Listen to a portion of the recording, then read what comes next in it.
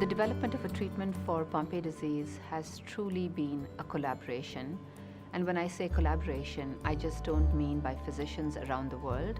It really has been a collaboration between patients, the foundation, the physicians, the scientists, as well as industry in the rare disease space. The Pompe patient community was particularly well organized, and their energy, their commitment, their willingness to partner, our willingness to partner, I think, is a big reason that the first treatment for Pompe disease was successfully achieved. We are all involved in trial design, in bringing patients to the trial, recruiting. We've been very helpful, I think, and instrumental in getting the trial started as soon as possible. The collaborative efforts were huge. It was patient organizations, physicians, industry, also regulators. One of the first times or rare times that a patient has presented before that body, and it changed that discussion from one focused on the cold and personal statistical nature of reviews, which is of course important, but it reminded that group again of the human element. And the reality is that the patient voice must be a part of everything. It must be heard by the medical experts, it must be heard by the scientists, it must be heard by industry. Because everybody has their own perspective, but at the end of the day, it's our life. In the last 10 years, there has been tremendous progress in all the areas. It's not only the development of enzyme replacement therapy, there is also tremendous progress in the management of the patient, the development of the different techniques to evaluate the condition of the patient. Today there is much awareness, increased excitement amongst physicians to identify patients, to get them early so that we can treat them.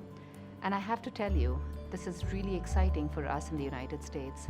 We finally have newborn screening, which has been approved by the Secretary's Advisory Committee. So Pompe, perhaps more than any of our diseases, the registry is a critical component of this to understand over decades in a highly heterogeneous group of patients what the true natural history is. And this is a contribution that only in many ways the originator can provide. I don't know what the future will bring us, but if the future will bring us what it already brought us the past couple of years, the past 10 years, I'm quite sure that there will be an even better future perspective for Pompe patients. And that's what I'm looking forward to. I hope to be part of the next Pompe journey as well. What we need now is quicker access to therapy. We need patients to not have to go through a 10-year diagnostic odyssey. We need quick diagnosis. Those are the three things I hope for the future. Quicker diagnosis, access to therapy for everyone, and better therapy. Genzyme has decided to work on Pompe disease years ago. That doesn't stop 10 years later.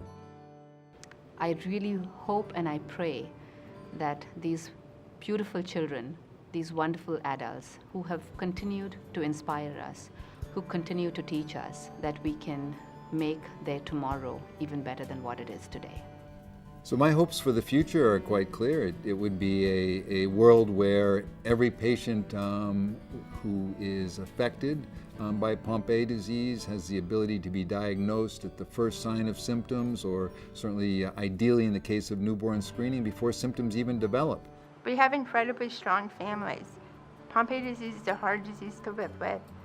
And seeing some of the children who have very severe disabilities, but are the strongest, most inspiring children you've ever seen. Spunky, full of life, everything you would expect a strong-willed child to be is there. And watching them interact with the community and their parents and their families, it inspires me every day.